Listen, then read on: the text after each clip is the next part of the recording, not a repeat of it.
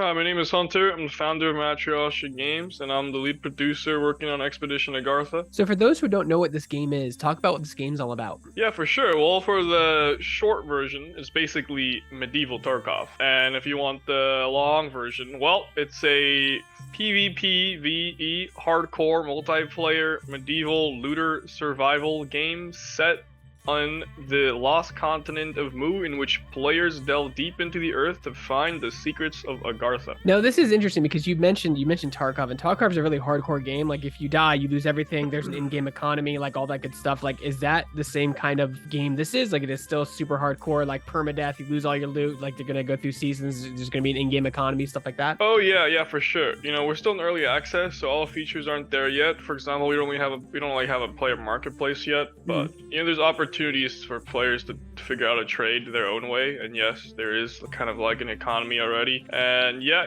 you will lose everything when you die. There is insurance though, so things that you don't get looted will return to you. Can you talk about like the art style? It's very like I don't want to say cartoony, but it's very stylistic, which is good.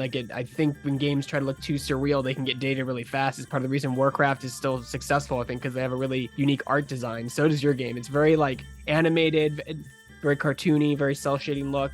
Right, yeah. We went for like this very stylized thing just to, help us differentiate us between other games.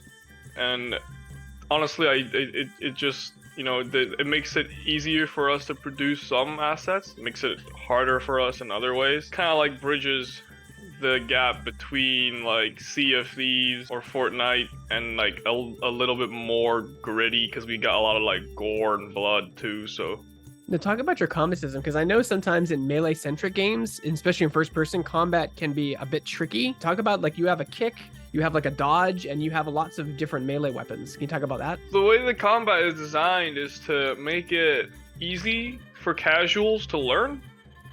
So, it's like for a lot of melee games, you'll find like directional combat to be a mechanic, and some pretty crazy mechanics that you really have to be understanding and good at to play well. We're trying to lower the bar there, so like players who aren't familiar with the melee combat system can jump right in and feel right in place. The controls, just if you're blocking, you just gotta block. There are parries, which is pretty important.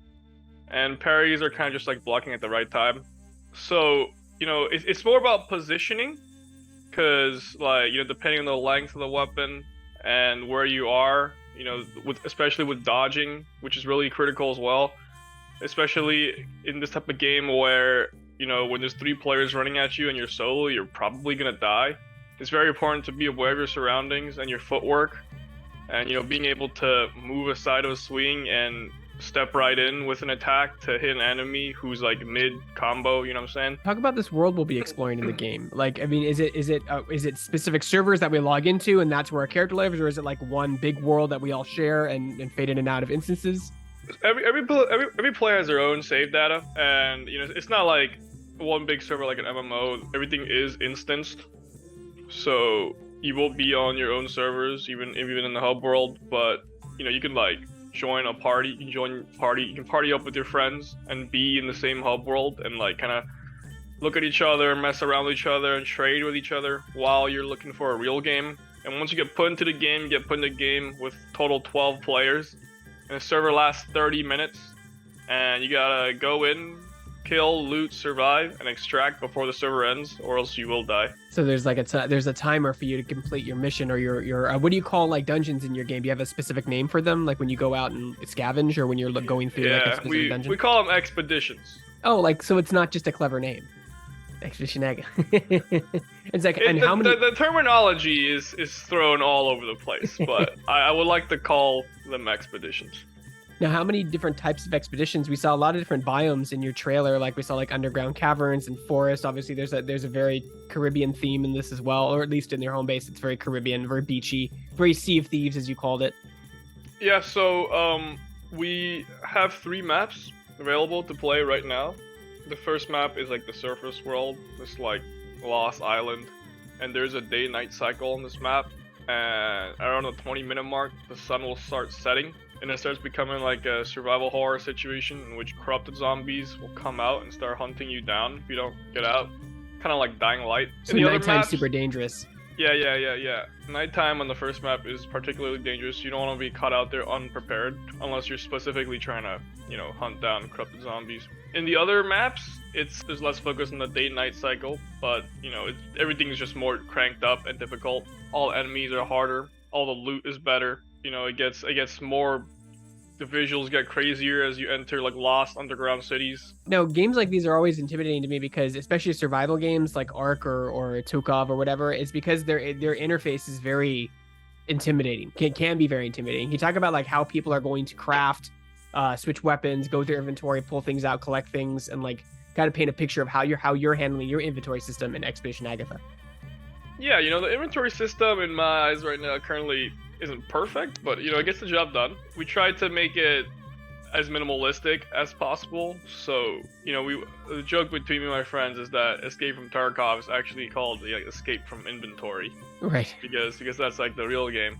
And to an extent, like half our game is looting and management of your inventory and your stash. But I'm hoping that, the way we've designed it is simple to understand enough to the point where, you can just do your thing and jump right into the meat of the game, which is going into your expedition and stuff. And of course, players have a whole setup on their character to deal with, like helmet, chest piece, gloves, boots, primary, secondary, consumable slots for like potions and food and stuff. So you're gonna have these are the kind of things that you are preparing while you're on the boat before you do an expedition.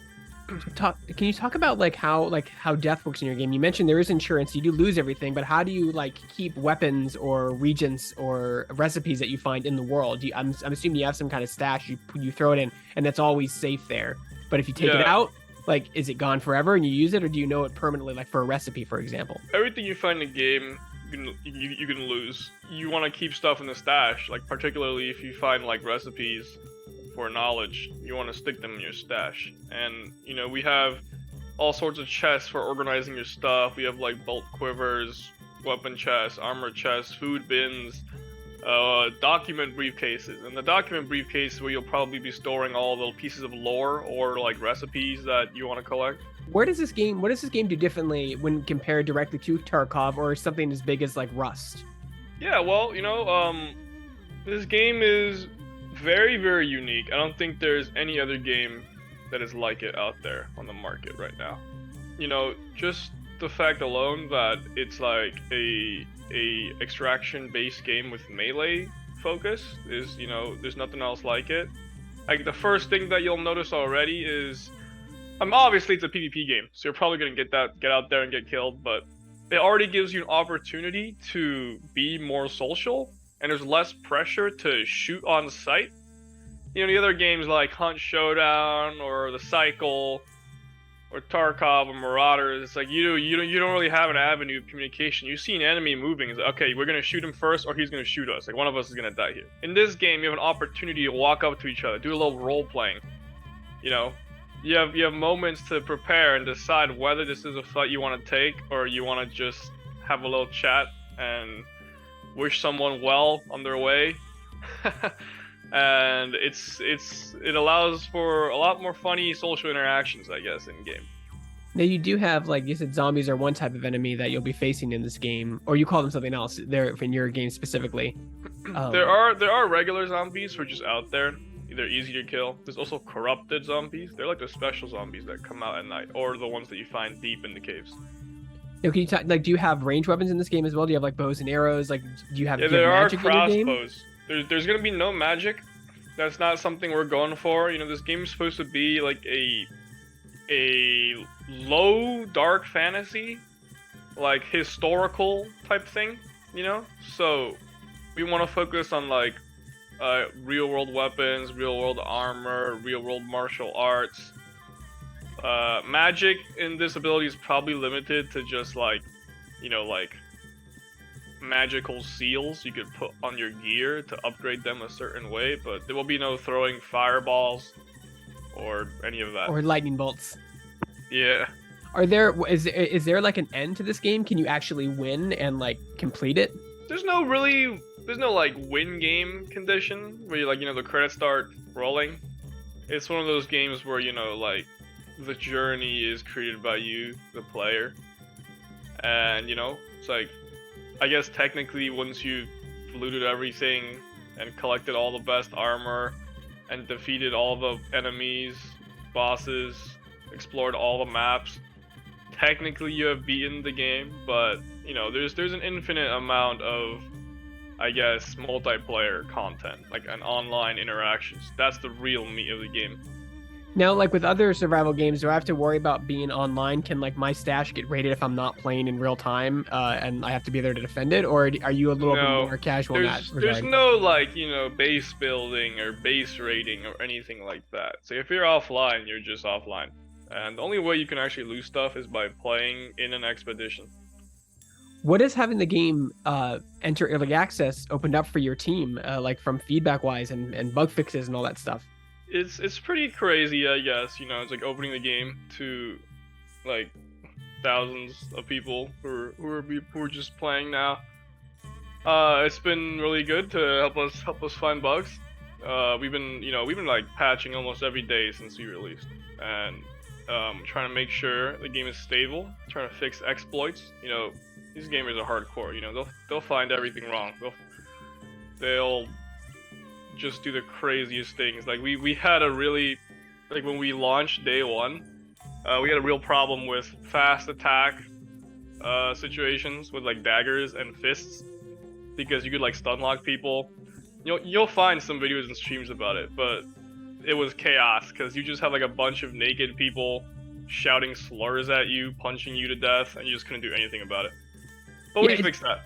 It's tough because like when there's a small people, even the friends and family beta, you have like maybe 50, 60 people playing it. Then when you get thousands of people playing it, tens of thousands, you see all these things that you're like, I can't believe we missed that. Like some guy, like you said, gamers will find a way to exploit, to rig the system to win or get an advantage.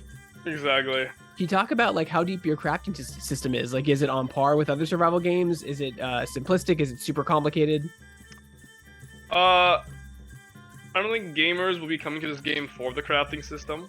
The crafting system is there to give you an avenue to explore some of the content in the game, such as like cooking or upgrading your gear, or like, kind of putting together the key that you need to enter the next map.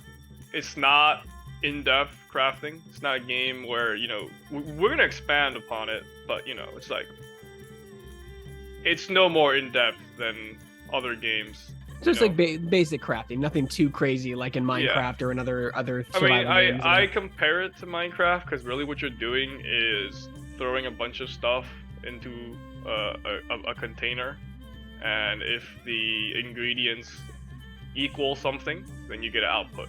So. And you guys also have a currency in your game. You have gold is one currency. Like, is there like an in-game auction house that's player run? Are there vendors? Like, what is the gold used for? I'll obviously probably repairing gear as well. Yeah, so gold is used to buy stuff from NPCs, and it's also used to upgrade your equipment stations, which will allow you to craft more advanced things.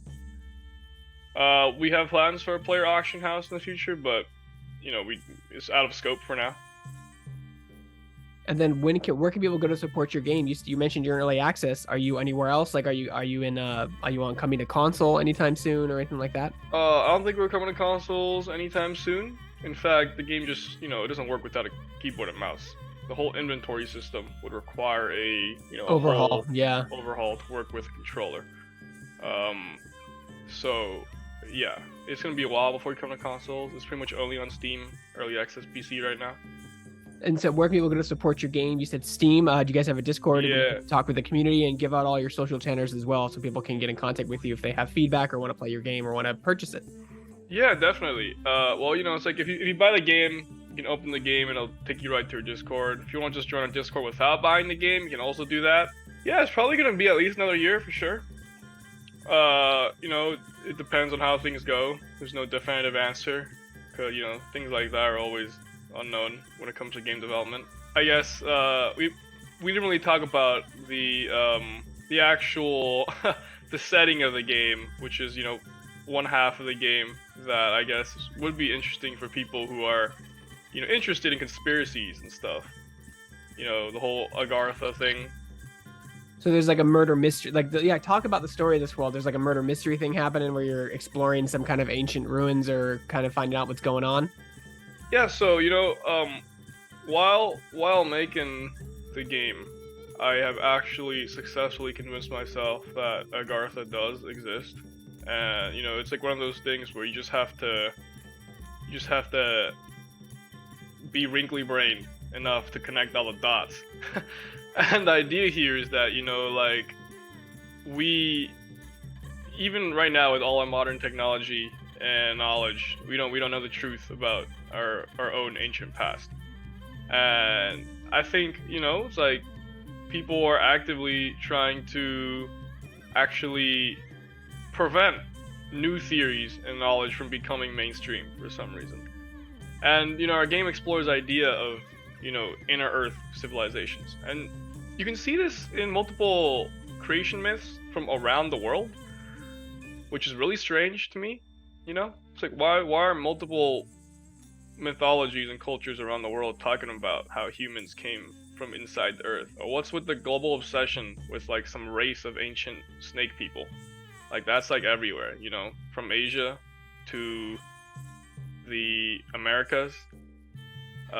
There's all these crazy things that don't really make any sense until you connect the dots, and then it just makes sense. And it's kind of what we're doing with Agartha here.